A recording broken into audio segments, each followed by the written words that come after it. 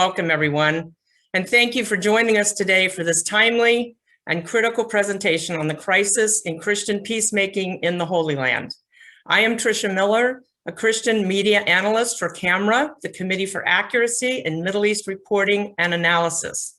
Today's webinar is sponsored by CAMRA's Partnership of Christians and Jews, which exists to provide a powerful response to an intensifying effort to delegitimize Israel in churches throughout North America, the United Kingdom, and Europe. We also exist to oppose anti-Semitism, however and wherever it appears, and to expose the media's shameful violence about the violent persecution of Christians in the Middle East, and to promote the important partnership between Christians and Jews. We publish a regular newsletter that addresses current issues in relation to Christian support of Israel and Jewish-Christian relations. If you'd like to be added to our mailing list, please email me at tricia@camra.org. That's TRICIA@camra.org. It's my honor to introduce today's speaker, my colleague, Dexter Van Zyl. Dexter is the Shulman Research Fellow at CAMRA, where he has worked for over 15 years. His work focuses on countering anti-Israel propaganda promoted by churches and parachurch organizations. In particular, he's played a major role in exposing the errors in the Palestinian Christian narrative. Dexter also addresses the failure of Christian peace activists to acknowledge human rights abuses in Muslim-majority countries in the Middle East. In addition to the CAMRA website, his incisive articles appear frequently in the Jerusalem Post, the Boston Globe, the Allgemeiner, and the Jewish News Syndicate, JNS. To see a significant portion of his work, which is a literal goldmine of information based on his more than 15 years of in-depth research and reporting, please go to CAMRA's website at www.camra.org and look for his name in the list of CAMRA authors. We're privileged to have Dexter speak to us today about the crisis in Christian peacemaking in the Holy Land. This is a subject of ever-increasing relevance as so-called Christian peacemakers intensify their advocacy for Palestinian self-determination while rejecting the right of Jews to self-determination in their ancient homeland. Because of the breadth and depth of his work on this subject, there literally is nobody more qualified than Dexter to brief us about the current landscape in this most volatile of subjects. After he speaks for approximately 25 minutes, we will take questions from you, the audience. If you'd like to ask a question, please type it in the chat box that appears when you click on the icon for Q&A, and we'll take as many questions as time allows. So with that, I happily turn this over to you, Dexter. Thank you so much. I want to thank Dr. Miller for hosting this seminar and thank everyone for showing up. And I feel obligated to tell my audience that this just isn't another webinar about the mean things that anti-Israel Christians say about the Jewish state, but it's a call to action to confront this and fix this crisis. And in particular, I want people to start challenging the World Council of Churches for its irresponsible approach to issues related to the Jewish state. And I know that the webinar has started out and has been promoted as essentially a crisis in Christian peacemaking. But I think one of the things that I have concluded as it became time for me to prepare these remarks was that one of the central elements of this crisis was the profound irresponsibility of the World Council of Churches in its approach to the Jewish state. And in some, the organization's witness about the Arab-Israeli conflict has made things better and not worse. I mean, it has made things, worse and not better in the region, and it's been like this for decades. And one of the things that I'd like to do is to thank Jackie Goodall, who is an activist in Ireland, and I think she's one of the participants on this call, because she was one of the people that reminded me. She sent me emails and said, "Look, the World Council of Churches is having a terrible impact in my neck of the woods. Don't forget about them." That was essentially the message that I got from her emails. And essentially the message is that the World Council of Churches has assisted in the campaign to demonize the Jewish state while remaining largely silent about the misdeeds of the Palestinians. And to its shame, the organization has helped mainstream without directly affirming the message that the modern state of Israel is the equivalent of the apartheid regime in South Africa. And that's really one of the issues that came out recently with a recent controversy that I'll speak about towards the end of my talk. And to make matters worse, the WCC has said very little about the manifest human rights abuses elsewhere throughout the world. And in particular, the WCC has said very little about human rights abuses in China. And I know that I'm using kind of rough language, but I'm basically going to have to tell you that the World Council of Churches has been hijacked by anti-Israel activists who have used the institution's assets and cultural cachet to demonize the Jewish state. And one of the things that I want to make clear is that the WCC may not have an awful lot of credibility with people on the ground Christians throughout, essentially Europe, the North America or Latin America or even Asia. But the problem is that essentially what we see is that the WCC has provided a certain amount of cachet and a certain amount of credibility to anti-Zionism and this whole notion that Israel is the source of all of the problems in the Middle East. And the hijacking, this isn't the first time that the WCC has been hijacked. During the Cold War, Christians living under the thumb of communist dictatorships were able to turn the WCC into a propaganda tool for the Soviet Union. For example, the WCC said very little about the Russian invasion of Afghanistan while condemning the United States for its foreign policy in Latin America. Things got so bad once in 1978, the World Council of Churches gave $85,000 to the Patriotic Front of Zimbabwe, which is a communist liberation movement that shot down an airliner. It gave this money after the organization shot down an airliner, killing 38 of the 56 passengers on board. And terrorists from this organization killed 10 of the survivors.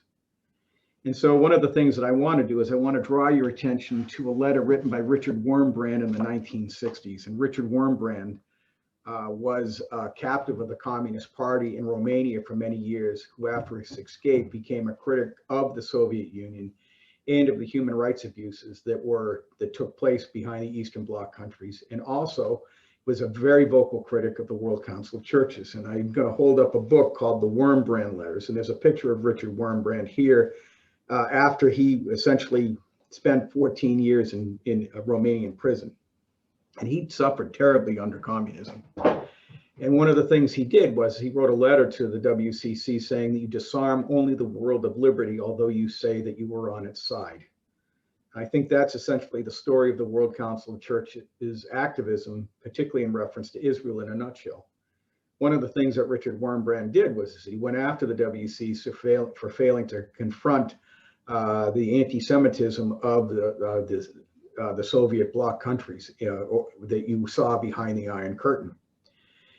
And so I'm going to give you a brief outline of the problem as it's unfolded. For the past few years, a small group of Palestinian Christians living in the West Bank and East Jerusalem have convinced a growing number of Christians outside the Middle East that Israel is the primary cause of suffering in the region, and that if there is to be peace in the Middle East, it will be dependent on peace between the Israelis and the Palestinians. And this narrative has largely been kind of exposed as false by the Abraham Accords. The Abraham Accords essentially has demonstrated that Arab leaders in the region have concluded that Israel is not their problem. They're no longer interested in using anti-Zionism as a unifying agenda within their countries. The thing is that we see that agenda still basically very strong in the Palestinian Authority area that it controls, and also Hamas. Both of those organizations essentially use hostility towards Israel as a tool of statecraft. And the thing is that the Palestinian Christians in the West Bank and in East Jerusalem, and even to a lesser extent, even in the Hamas-controlled Gaza Strip, have been assisted in their efforts to demonize Israel by so-called peacemaking activists in the churches that they've influenced. And these peace activists affirm that Israel has a right to exist, but condemn virtually every method that Israel uses to defend itself as tragic, wrong, misguided, or downright evil. And Palestinians who express and act on the desire to destroy the Jewish state and deprive Jews of their right to self-determination are given a pass. Nothing the Palestinian elites do is worthy of a full-throated condemnation from Christian peacemakers. And in some, peacemakers are advocating for a political movement that seeks self-determination for the Palestinians, even as it has rejected the right of Jews to exercise their right of self-determination in the Holy Land, or in the land of Israel. And one of the most troubling aspects of Christian peacemaking activism is its support for boycott, divestment, and sanctions, otherwise known as the BDS campaign. This movement is a dangerously effective method of promoting hostility, not just towards Israel, but to Jews, particularly on college campuses. Because what happens is that they put resolutions before the agenda of student bodies. Pro-Israel Jews get up to the microphone to defend Israel, and what happens is that they're kind of treated like witches at a witch trial in Salem during the 1600s. And it's had a terrible impact on the safety and welfare of Jews on college campuses. And the thing is that the point of the BDS campaign isn't necessarily to get institutions to sell its stock in companies that do business with Israel or even boycott Israel. The point of the BDS campaign is to essentially give people an opportunity to tell anti-Israel stories, and tell stories of Israelis and Jews behaving badly. And the leadership of this campaign includes Palestinian extremists living in Israel and the West Bank. And for example, Omar Barghouti, one of the leading lights of the BDS campaign, has declared that no Palestinian will ever accept a Jewish state in Palestine.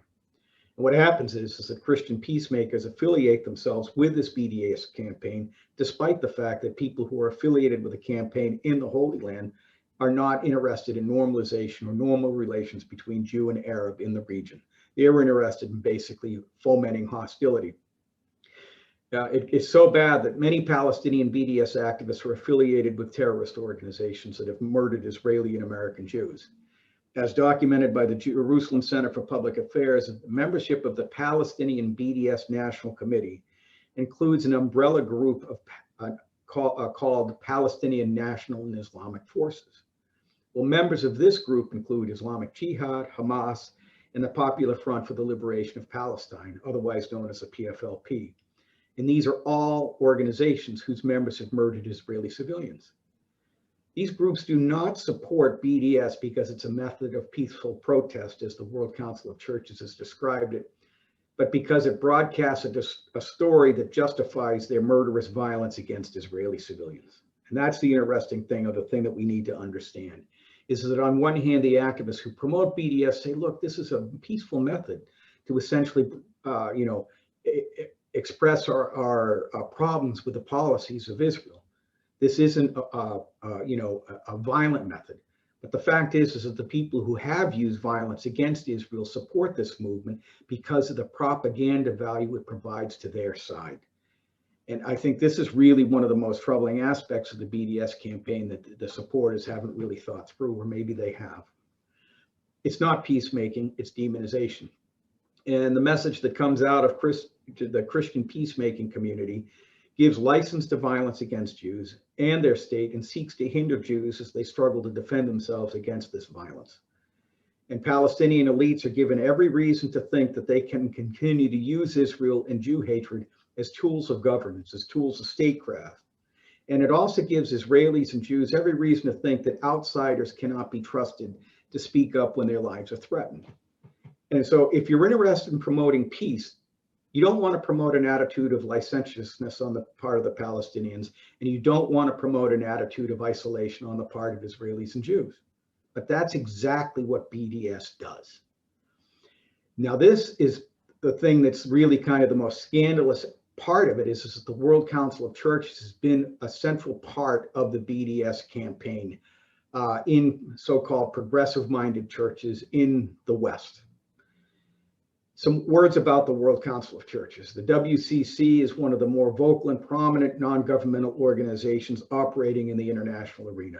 It has this, it speaks at UN events. It was founded in 1948, just a few months after Israel was founded, which is a very interesting thing. It was founded in the aftermath of World War II. And one of the reasons why it was founded was to basically provide a Christian arm to actually promote or help bring an end to the suffering of refugees after World War II. These days, it serves as the umbrella organization for about 350 Protestant and Orthodox churches in more than 110 countries. And it works to promote Christian unity, aiming to create a one Eucharistic fellowship among all Christians. And the organization regularly issues pronouncements about various world affairs with an eye towards bringing an end to war and human rights abuses. During the Cold War, as I said previously, representatives from the Orthodox Church from behind the Iron Curtain used the organization to lobby the organization to downplay its criticism of the Soviet Union's human rights abuses, while leaders in Western churches used the WC as a place to condemn American foreign policy. And as a result of this lobbying, the WCC remained nearly silent about the Soviet invasion of Afghanistan. And these days, the WCC has remained virtually silent about the mistreatment of Christians and Uyghurs in China, and has said very little about the misdeeds of the Assad regime in Syria or the mullahs in Iran, so to speak. And it hasn't really been a force for dealing with issues related to the mistreatment of Christians in Muslim majority countries. There you have to basically go to nonprofit organizations like Voice of the Martyrs, Open Doors, and Christian Solidarity International. The thing is that the WCC has an obligation to speak up on behalf of these Christians, but the problem is that for the most part, it doesn't.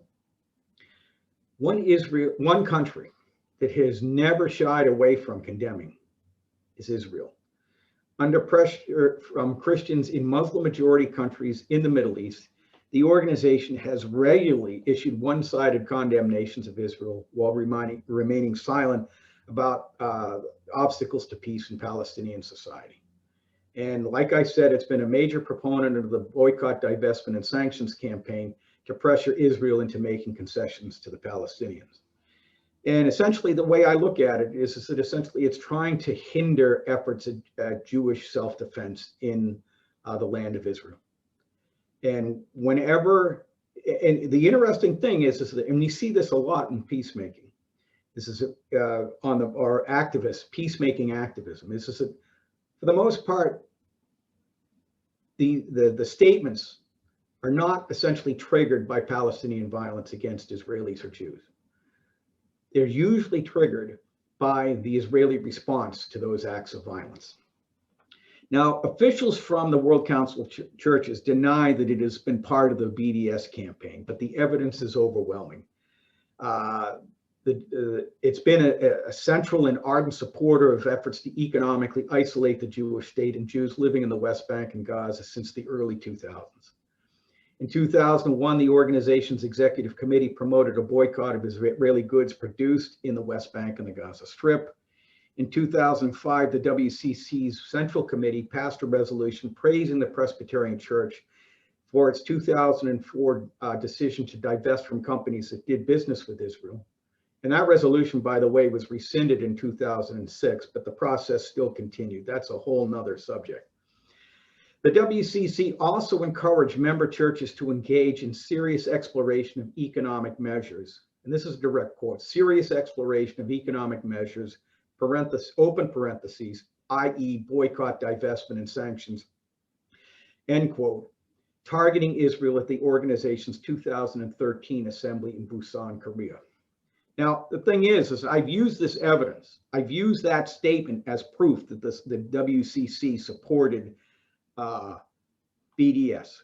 And the WCC officials have said, well, that really wasn't part of our strategic plan. And that statement that you're pulling from was never affirmed as official policy. But the problem is that in the years since, WCC officials have actually recited the exact language that I just said at other meetings. And so that's very interesting. The fact that it wasn't part of the strategic plan of the organization does not mean that it didn't actually promote BDS. And as it turns out, the national assemblies of 3 WCC member churches, the Presbyterian Church USA, the United Church of Christ, and the Episcopal Church, essentially did what the talking points in Busan called for by publicly passing one form or another resolutions targeting Israel or promoting a BDS against Israel. And these churches embraced BDS in response to a Kairos Palestine document, which was produced by Palestinian Christians operating under the auspices of the World Council of Churches. And the inception of this document came in 2007 when the WCC established the Palestine-Israel Ecumenical Forum, and then which basically was the document that wrote that assisted Palestinian Christians as they prepared the Kairos text. And then when that text was issued in 2009, that text called for the beginning of a system of economic sanctions and boycott to be applied against Israel. And the thing was, is that document was posted all over the World Council of Churches website in multiple languages. It promoted that document. And that Kairos document itself was a centerpiece of the BDS campaign. And the thing is that yet when they dealt with some of the articles that I've written recently, they said, no, we didn't support BDS. You got it wrong. And the thing is that this isn't the first time that the WCC's statements about its own actions and history have been at odds with reality. In 2019, the World Council of Churches issued a statement in response to an article by the New York Times, and the WCC stated that it has supported the State of Israel since its inception in 1948. However, the minutes for the WCC's founding assembly in Amsterdam, which took place just a few months after Israel declared its independence and just after it fended off 5 Arab armies, there was this following statement. This is in the report on its first meeting on the political aspects of the Palestine problem and the complex conflict of rights involved. We do not undertake to express a judgment. So basically, it was neutral in reference to Israel's establishment.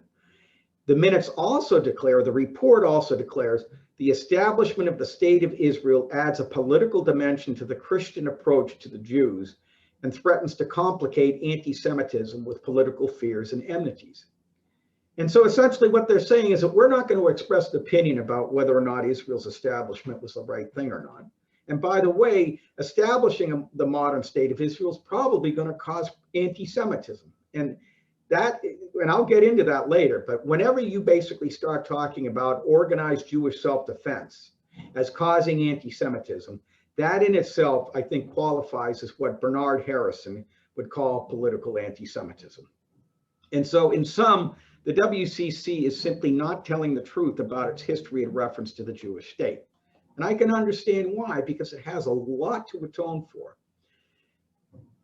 For example, the World Council of Churches sent a 35-member delegation to the UN Anti-Racism Conference in Durban, South Africa in 2001, where anti-Israel activists promoted a resolution that condemned racism, but made no reference to the oppression of religious and ethnic minorities anywhere else in the Middle East. It did, however, basically beat up on Israel, singled Israel out as guilty of ethnic cleansing and genocide, prompting diplomats from a number of countries to walk out.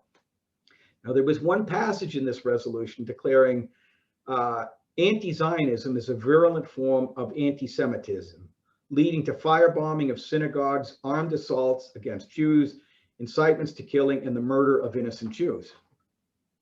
Now, that resolution, that section of the resolution was withdrawn.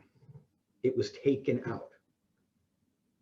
And you want to know who was responsible for taking that, for making the motion to remove it? The WCC delegation. The WCC delegation successfully moved for and called for the removal of this passage from the resolution, and basically said that it was going to confuse things. And the WCC didn't really have much to say about the anti-Semitic hate that was so evident at the UN's anti-racism conference in Durban, South Africa. And that was really a profoundly low moment for the WCC. And unfortunately, there have been several low moments in the years since. What happened was it basically said in response to what happened in Durban, that there are some statements in the NGO forum which are outside the WCC's policy framework and which the WCC cannot support, such as equating Zionism with racism, describing Israel an apartheid state. But this does not detract from the WCC's support for the document as a whole. Interestingly, in the call, at that moment, it actually said, we're not going to call for a general boycott of Israeli goods. But the thing is that you don't have to call for a general boycott of Israeli goods and still support BDS. And that is essentially what they've done. On various occasions, the WCC, after this document was made, after 2001, the WCC did support this. Now, given the fact that it basically was responsible for withdrawing a condemnation of anti-Zionism as a form of virulent anti-Semitism, it should come as no surprise that the WCC in 2018 expressed opposition to the International Holocaust Remembrance Alliance's definition of anti-Semitism, declaring it too vague.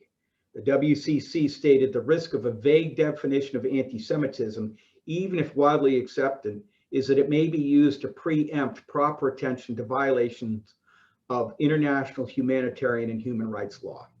Okay, now the thing is that there have been tremendous violations of international humanitarian and human rights law that the WCC has said not a word about. But the thing is that it wants to protect its freedom to condemn Israel. And it should not come as a surprise that the WCC recently falsely accused Israel of denying the Palestinians vaccines against the COVID-19 virus in testimony before the United Nations. On March 18th, 2021, just a few days ago, the WCC falsely declared that under international law, Israel is required to provide such vaccines, even as the Palestinian Accords declare that the Palestinian Authority is in charge of vaccinating the people it governs. So in 2018, the World Council of Churches opposed the IRA definition because it could be used to preempt the application of humanitarian and human rights law to Israel. And then a few years later, misinterprets international law regarding Israel's obligation to the Palestinians regarding vaccinations. The Oslo Accords explicitly state that the Palestinians are responsible for that. The Palestinian Authority said, we're good, we're going to get our vaccines from Russia.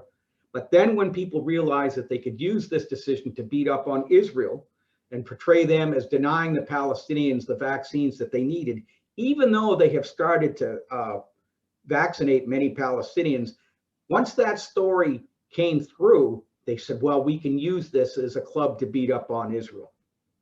Now, the WCC's false declaration before the UN comes on the heels of a controversy surrounding comments made by Reverend Frank Shikani. He's a pastor from South Africa and also moderator of the Commission of the Churches and International Affairs for the WCC. During a Zoom call on Saturday, February 6, 2021, he said, we need to begin to say to those who support Israel to brutalize Palestinians that the blood of the people of Palestine will be sought from them because they collaborate by allowing this system to continue. And he also declared that the Palestinians are dealing with the same demons that we dealt with in South Africa, except that in their case, the demons have invited many other demons to make their struggle more difficult. So essentially what this does is that this portrays Israelis who are trying to defend themselves against Palestinian violence as demons, and anybody outside the Middle East as demons as well. And that, I think, is really profoundly irresponsible. He also said that we must get to Europe, especially to our Christian brothers and sisters, to say to them, you know, the sins which were committed against the Jews must not be used as a way to and reason to allow more sins to be committed against the Palestinians. Now, I wrote about these statements in a piece for the Allgemeiner, and he responded a few weeks later by saying, they're saying I'm not balanced. I'm not talking about Syria and other places. I'm saying, no, sir, remove your knee from the neck of the Palestinians, then I will talk about other people. And this is, I think, a very centrally important statement. His hyperbolic rhetoric fails to take into account Palestinian violence and incitement against Israel and Jews in the Holy Land.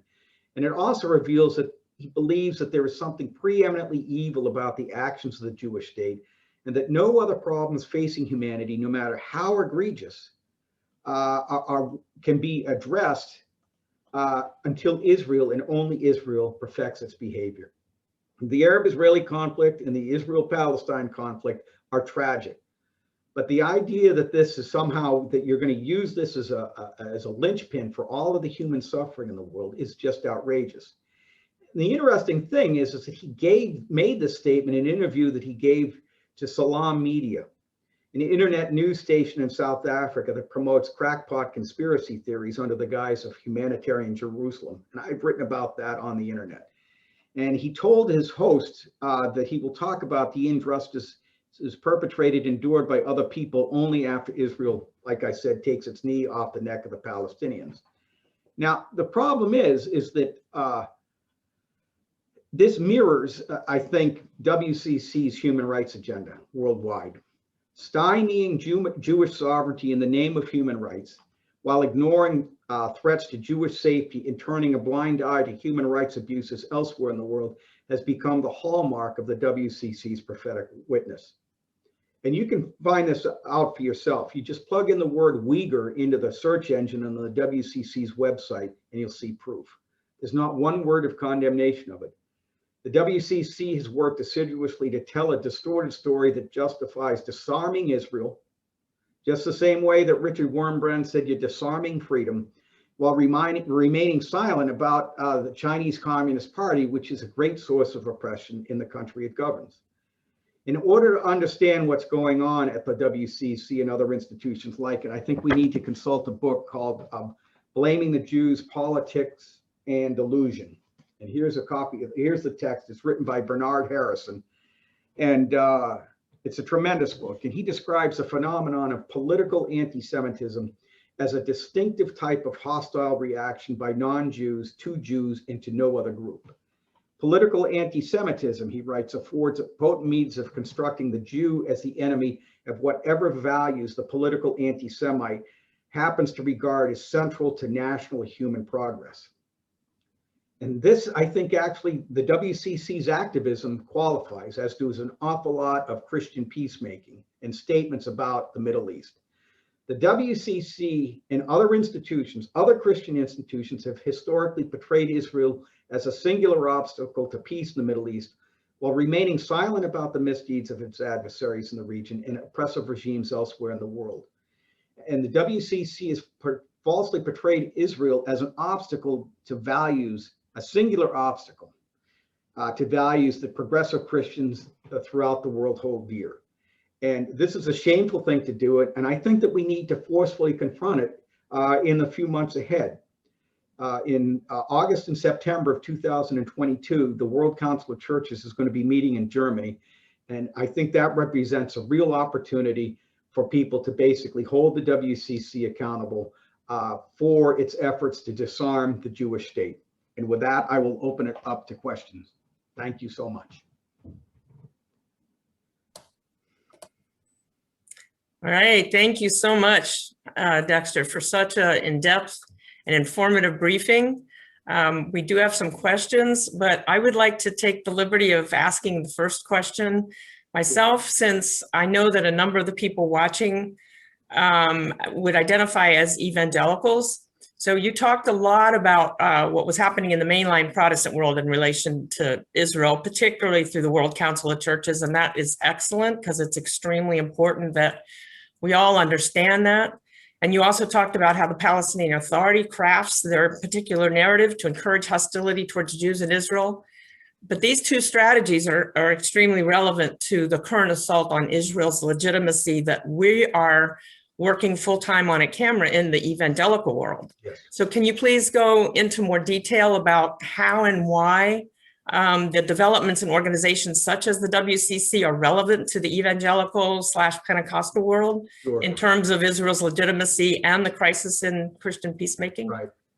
One of the most frightening moments, or the bothersome moments that I had, was I was attending a Christ at the Checkpoint conference, probably either in 2016. I've been to 4 Christ at the Checkpoint conferences in the West Bank, 2012, 14, 16, and 18.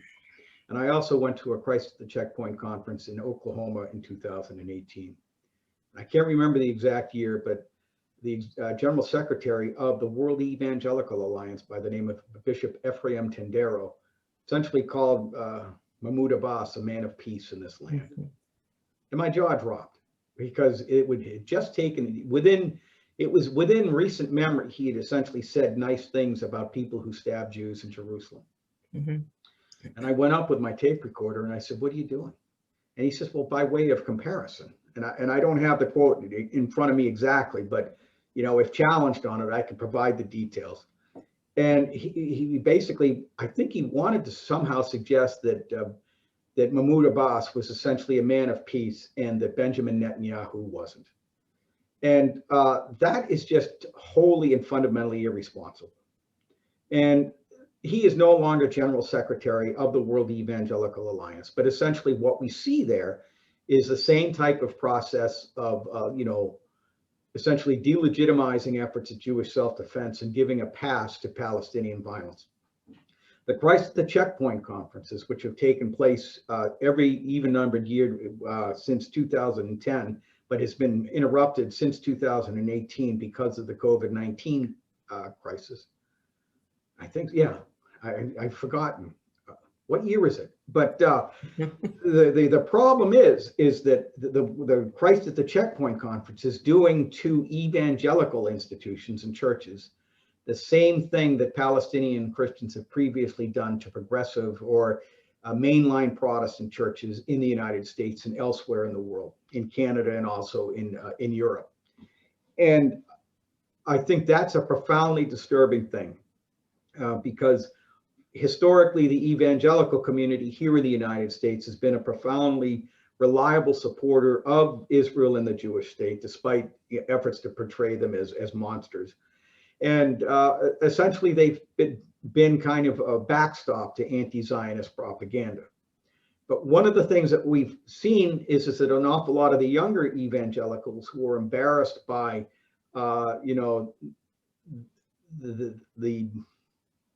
their parents or their grandparents, they don't want to be associated with what historically, they find being like really sectarian or retrograde fundamentalism. And one of the ways that they can demonstrate that they're not like the fundamentalists of yore is to essentially say, look, I support the Palestinians. And in order to do that, you basically borrow or use the Palestinian Christian narrative that's already been deployed to turn mainliners against Israel.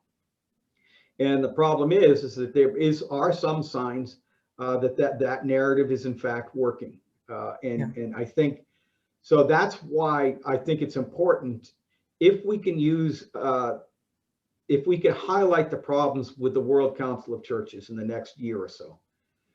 What will happen is that will help educate people about the problem writ large of, frankly, political anti-Semitism and Christian peacemaking in virtually every Christian community. And what Christian peacemaking has done is typically said very little about violence and hostility against Jews in Israel. And the second Israel works to defend itself, that's when their prophetic voice is triggered. And what it does is that it basically makes it so that anytime there is a collective expression of Jewish identity or self-defense, which is essentially what Israel is, when it problematizes that, it essentially hinders efforts of Jews to defend their lives. That's in the Holy Land. And that's a very difficult, bad thing to be doing, given the fact that in the Middle East, there are some people who are still intent on depriving the Jews of their sovereignty. And I don't want to overstate the case because we're starting to see the Abraham Accords kick in. And I think that a lot of Arab and Muslim leaders are saying, oh, that's passé. And so the irony is that while a lot of leaders in the Arab and Muslim Middle East are starting to back away from this hostility towards Israel, a lot of people in the Christian community in the West, particularly here in the United States, are starting to embrace it. And that's a frightening thing. Well, one of the things you mentioned, I want to pick up, you mentioned the younger generation, and that is obviously of utmost concern for Jews and Christians. We're all dealing with this in our younger generations, losing the identity with Israel, and for Christians understanding why Israel is even important to us in our Christian faith. For years, one of the main issues that we've dealt with is replacement theology, where in the historical church, historically, there's been this dominant belief that started with the early church fathers that the church and Christians have replaced Israel and the Jews and the purposes of God. And that still is very much in play and still very much exists. But what we're dealing with now with this younger generation is a social gospel, social justice, in addition to what you said, where they don't want to be associated with their parents' beliefs, but they're also being heavily influenced by this social gospel and the need to identify with the supposed victim without knowing any of the facts on the ground, without knowing the history, without knowing anything. They're swallowing this narrative that they have to support who the narrative says are the victims, which is the Palestinians, and that Israel's the oppressor. So to stay on the subject of evangelicals a little more, and you've mentioned the WEA, the World Evangelical Alliance. What exactly are they doing as much as the WCC in relation to Christian peacemaking? I don't think that they have gone as far down the road that the WCC has gone, because I think part of it is that they have actually done a better job of documenting in their own materials the issue of Islamic supersessionism and also towards Jews and towards Christians. And so I think it's going to be a tougher sell. And I think one of the interesting things is that, and I don't know the structure of the WEA as well as I should, but if there are large numbers of Pentecostals and evangelicals from Africa and Latin America, they are much more robust in their understanding of, That's right. Of Islamic hostility towards Christians. Mm-hmm. And so it's going to be a much harder sell, I think, for that community to be convinced that Israel is the aggressor in the Middle East. And they're just going to understand that. And so I think we have some of a backstop globally. But the problem is that it can do tremendous damage to evangelical support here in the United States. Mm-hmm. And I think that's really one of the things that we need to really pay close attention to. And one of the things, and you talked about the whole social gospel, one of the things is that, yes, Christianity, some of its, its leaders have had a supersessionist attitude towards Judaism and the Jewish people. The interesting thing is that some Christian leaders actually have embraced, without knowing that they have, a supersessionist attitude to the very faith that they enunciate, with the social gospel and with a political agenda that essentially is utopian in its worldview, that essentially means that if we get our politics right, we're essentially going to be able to bring about the equivalent of, some sort of millennial, utopia. And the thing is, and this is, and I'm speaking maybe out of turn, but I think Christianity at its best has basically done a very good job of helping Christians deal with the world as it is. And the world and humanity is simply not perfectible. Not right now. Maybe at some point in the future, with the return of the Messiah, we will, when Jesus comes back, we will be perfectible. But the thing is that until that happens, there is not really going to be any perfection on this side of heaven. Okay. And the problem is that historically, when you have some sort of belief, even if it's a secular belief or even a religious belief in the perfectibility of the human condition, the Jewish people have been regarded as an obstacle historically, mm-hmm. To that perfectibility. And so what will happen is that you'll see Christians say, we don't support supersessionism. We've rejected it altogether. But really what they've done is that they basically embraced a multi-pronged supersessionism that actually targets their own faith as well. And what happens is that they embrace a political narrative that it portrays Israel as essentially a singular representation of all that is wrong with the international system. Mm-hmm. Okay.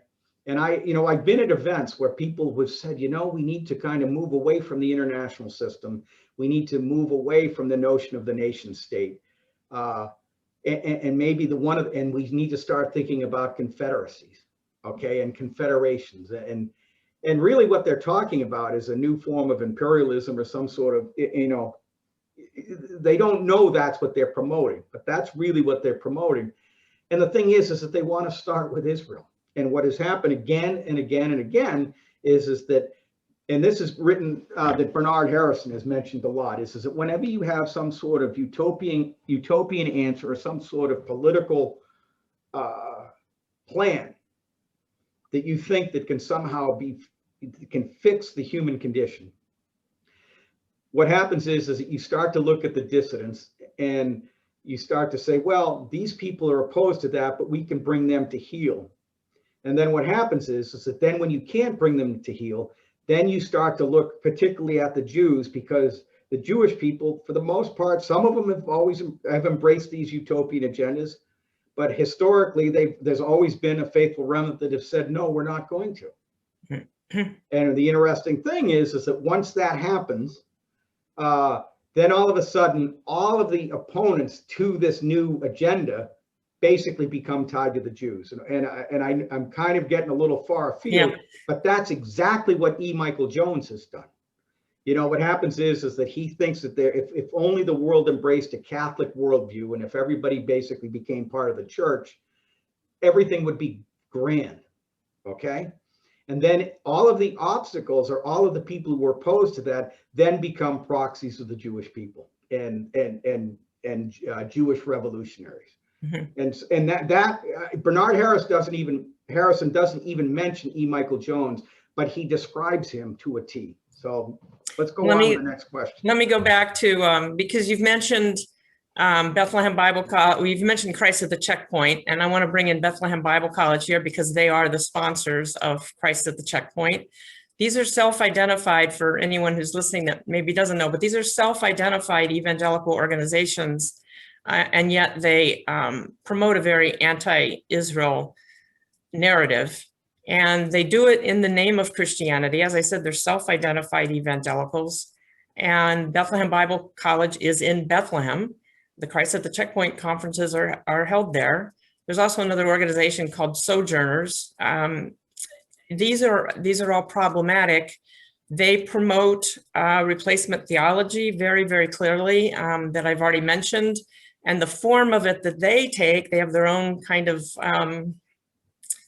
modifications where, because they rewrite history also, they have to deny to legitimize their political campaign. And Dexter has brought in how this whole thing is politicized too, but to justify their political campaign, they rewrite history and say that the Palestinians are the indigenous people of the land, that the Jews didn't live there 2,000 years ago.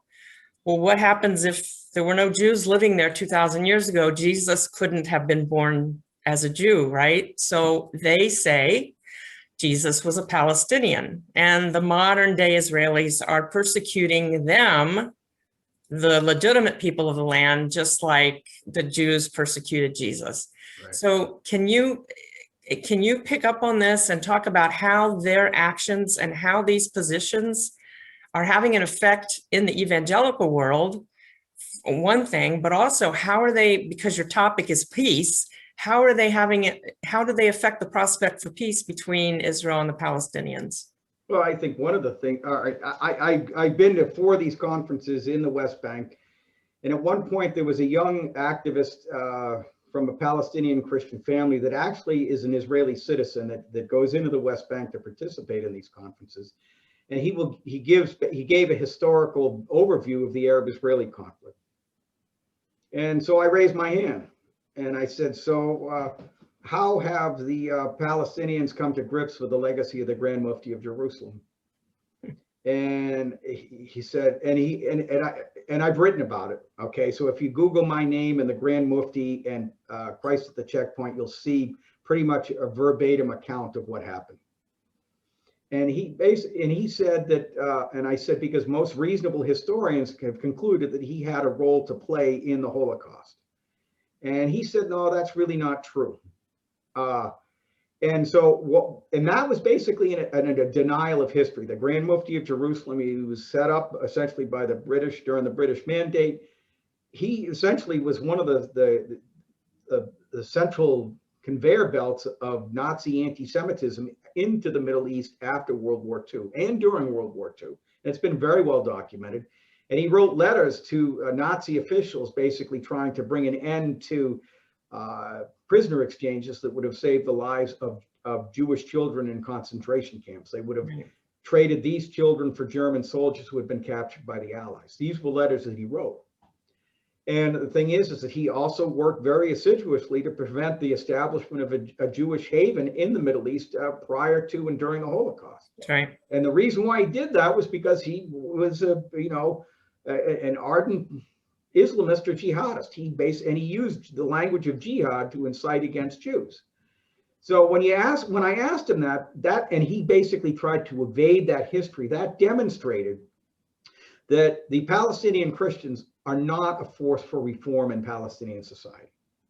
But they are, however, a great source of propaganda to churches in the West. Mm-hmm. This is one of the things, is that during the Checkpoint Conference in 2018, they were complaining about the outcome of the 2016 election. Okay? And they said it, and they didn't really like the fact that the American evangelicals played a significant role in that. The interesting thing is that when they did that, they weren't talking about the fact that they hadn't had an election in their own society for over a decade. Mm-hmm. And so it was like, here were people who were been deprived the right to vote for their own leaders, complaining about how a free people exercised its right to vote in a highly contested election. And that is very, very interesting. And they won't speak at all about the mistreatment or the misdeeds of the Palestinian Authority. And yet at the same time, they will regularly condemn Israel and Americans outside their country. And what that does is that it basically gives people a sense outside the region, oh, well, then this must be Israel's fault. Because if the people who live there don't talk about the misdeeds of the Palestinians, well, then they must not be that important. And when in fact, we all know any reasonable approach to peacemaking would take those issues into account. So what happens is that they don't inform people outside the Holy Land of the things that would make for peace. That's really what it comes down to. And the Palestinian Christians have allowed themselves to be deployed as essentially a propaganda tool against Israel and its supporters in the United States. And just recently, we saw a movie that came out, and I just want to talk about it briefly, is Till Kingdom Come, which basically promotes this notion that there's an unholy alliance between Israeli settlers and Christian Zionists in the United States, and that they have Armageddon on the mind, so to speak, mm-hmm. and that they promote bad policies for peace in the region. And one of the things they did was that they exaggerated the threat caused by the move of the embassy to Jerusalem. They basically, everyone said that the sky is going to fall, but it didn't. There was no apocalypse. There was no regional war, right. Largely because the Arabs are tired of that. And then another thing they did was that they promoted this notion that essentially that there is a move afoot to somehow hand all of the West Bank over to the Israelis, despite the fact that the White House policy was clearly designed to establish a Palestinian state on the West Bank, the Gaza Strip, and even in land which is now considered part of Israel.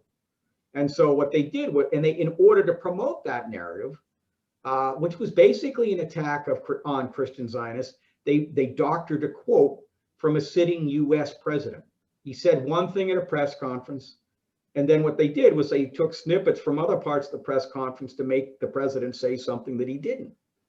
And that, I think, is profound. It's an attack on evangelicals by using, not just on Israel, but it's an attack on evangelicals who support Israel by offering up a false historical mm-hmm. narrative. Yeah. Okay, we have time for just one more question. I want to close with this because it's a very important question from a Greek professor who is a survivor of the Holocaust of Greek Jewry.